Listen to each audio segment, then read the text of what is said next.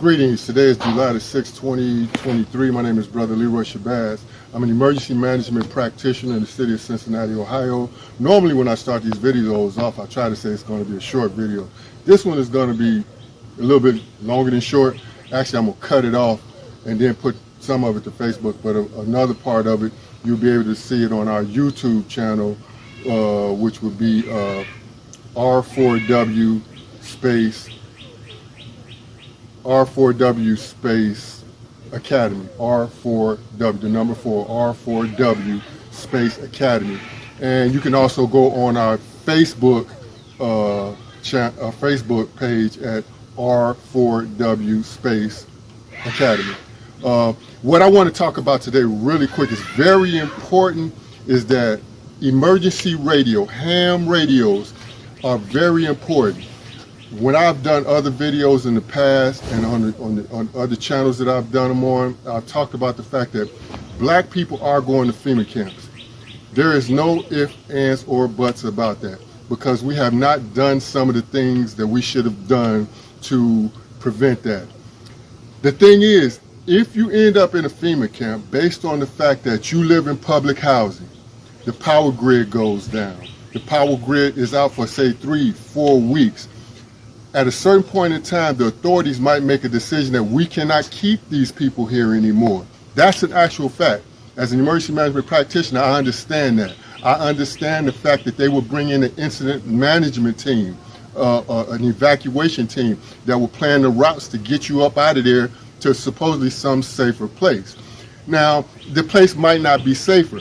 That's why, instead of going into all of what might happen, what could happen, as an emergency management practitioner, I'm an Ohio Emergency Management Agency certified CERT instructor. I am certified to teach a course called CERT, Community Emergency Response Teams. It starts with basically 21 hours of training, basic training, but it allows you to understand and know some things to get yourself prepared for disasters and get your community prepared for disasters, as well as to overcome a whole lot of other situations. Now with the radios, what I want to tell you is that once you get the CERT training, that you should be able to have some of your people take ham radio classes.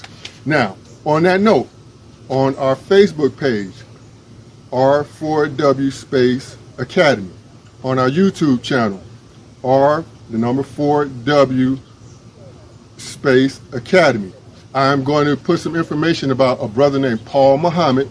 He's in Atlanta, somewhere in Atlanta, I think Atlanta, Georgia. But in any case, Brother Paul Muhammad is about to do, starting on July the 25th, he is about to do some classes that teach ham radio, emergency radio. Now the brother's charging $150 for the classes, which is cool, because the thing is, if you're a mother, a single mother, you should get with another single mother and another single mother, and together you all could come up with $150 and do a Zoom, because it's up by Zoom that he's doing these classes. And you can have 1 or 2 teams. He don't care who's sitting at the Zoom panel or the TV or monitor. He just wants to get the classes out. And then he's got some other perks that he's going on. So you'd have to go to the website as well as the YouTube channel, the Facebook channel, to see what the brother's offering for that. It's very important that you do that, because again, going back to what I was saying about having ham radio training, let me tell you what the difference is between a ham radio and a walkie-talkie. This is not a walkie-talkie. These are not walkie-talkies. These are on a whole different frequency. What do I mean by frequency? Your radio that you listen to is an AM or FM radio. Those are frequencies that are lower down here on the dial. There are other frequencies that are higher up.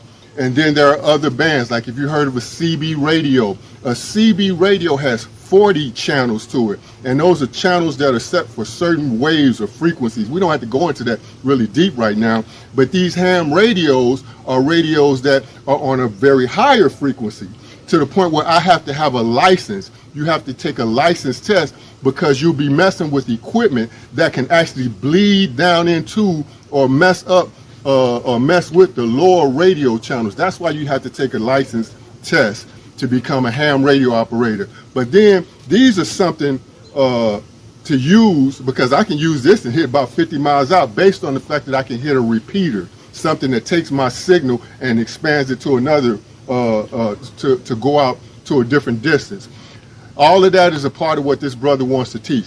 All of that is why somebody should go ahead and take this class. Because now bringing this back to the FEMA camps and all that, if you end up having to go somewhere and you take this CERT training, now you are actually a part of the system of this emergency or disaster reality.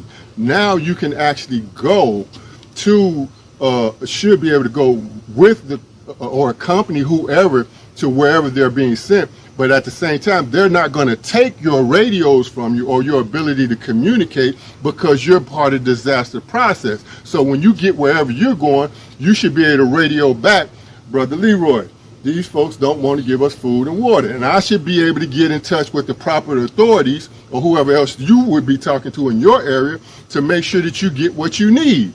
Else, I would put my foot up somewhere it needs to go to make sure that you get what you need. This is what we have to do to survive what's coming up.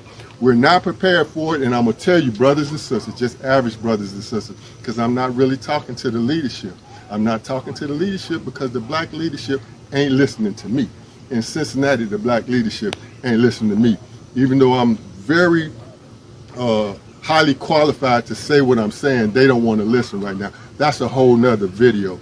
We got to get into the kind of secret meeting of Sodom and Gomorrah to talk about what that whole reality is about, why black male leadership particularly doesn't want to listen to another brother to get information out to the community. I don't want to go on down a tangent. So again, I think he was on 68, if I'm not mistaken. Again, ham radio, very important. Brother Paul Muhammad will be on. Go to our Facebook page. So I'm going to make a cut right here, but I'm going to continue on. I'm going to make a cut right here. Brother Paul Muhammad will be on our Facebook page. That's R4W Space Academy, and you can go look up his information, or you can go to our YouTube channel, R4W Space Academy. Okay, at this point, I'm continuing on with what I was saying today. Again, is July the 6th, 2023, Brother Leroy Shabazz. I am continuing. I had just did a piece on emergency radios and the importance of that, and the fact that Brother Paul Muhammad will be doing a class in Atlanta, I believe it's Atlanta, Georgia, and you can go to our Facebook page, R4W Space Academy, or you can go to our YouTube channel, R4W Space Academy for the YouTube channel. Now, very briefly, I want to let you know the fact that we do have on the R4W Academy, we have a website, r4w.academy, r4w.academy. I'm in the process of setting up to do classes and training. So I'm talking about radios now, that may be way over your head, but at the same point in time, I want to bring about a total understanding of this whole reality, disaster preparedness and emergency management. So I'm setting up classes. So brother, sister, I'm asking you to help me out right now because I'm testing this process out of this platform we got called Teachable, where we do courses. I got a test course out there. It's a very short test course. You can go to r4w.academy. Go to the website. At the home button, you can click on Student Portal. When you get to the Student Portal, please just take the little test class. It allows me to understand how my audio works. It allows me to understand how to send you a thank you or a completion certificate. So please take the class. Okay, I'm continuing. I just had to splice some stuff together because I had a call coming in. You know what? Even here in Cincinnati, if you're in Cincinnati and you know Brother Leroy Shabazz, you know what I'm trying to do, you know something about the CERT program, please come help me. I need help with this technology. I need help because it's not. Matter of fact, let me tell you the reality. The reality is I am not the leader of anything. I am not the grand poobah of a damn thing. What I do is I understand about emergency management and how the system works. So what I am supposed to do is go to my black leadership and say, hey, this is going on, this is going on. As a matter of fact, I didn't even went to black leadership and say, hey, these people over here are going to FEMA camps based on the fact that I understand how this works. And the black leadership is like, well, I don't know. But see, so I need help. Brothers and sisters, I need help. And those of you who are subject to be put into those situations, please pay attention to what I'm saying. Please support me. Again, I was just talking about, before the cutoff, I was talking about being able to go to the r4w.academy website and take the little test course. Because as soon as the test course is over with and I'm through doing what I'm doing, testing this platform out, this teachable platform out, then I will be putting on there more courses. For example, these are navy bean plants that I started, right? I don't know nothing about, I'm not very good at that. If you know anything about me, I do know something about bees, and we got beehives back there that we got, and I've gotten honey before, right? But I got these containers right here in order to put these plants in here and try to some container garden. There are people out here in Cincinnati, that know what they're doing about growing stuff. But black unity is so screwed up that it's hard for me to pull this thing together. But if there are black people out here, they need to be on the R4W Academy also, teaching and showing you how to use these containers so that you can start learning how to do something. Now, everybody doesn't have to grow anything. You don't have to have bees. You don't have to grow plants. But, you know, as in the process of going through a disaster, what's unique about R4W, and I told you I was going to kind of go long, but I'm going to wind this down. What's unique about R4W Academy is this: the fact that we consider divine intervention to be a reality of the cause or type of disaster.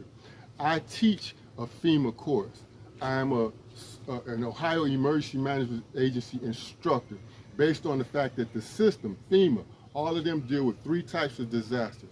They deal with natural disasters, they deal with technological disasters, and they deal with man-made or intentional disasters.